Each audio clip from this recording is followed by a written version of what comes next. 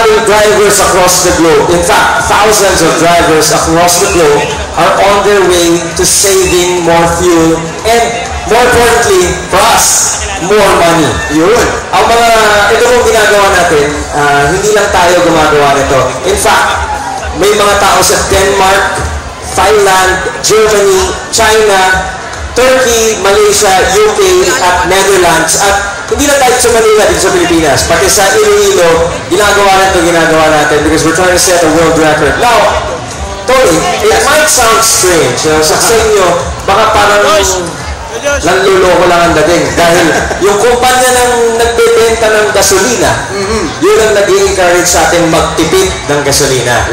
Well, hindi po yan strange. Actually, napakaseryoso po ng Shell na turuan tayo mag-save ng gasoline and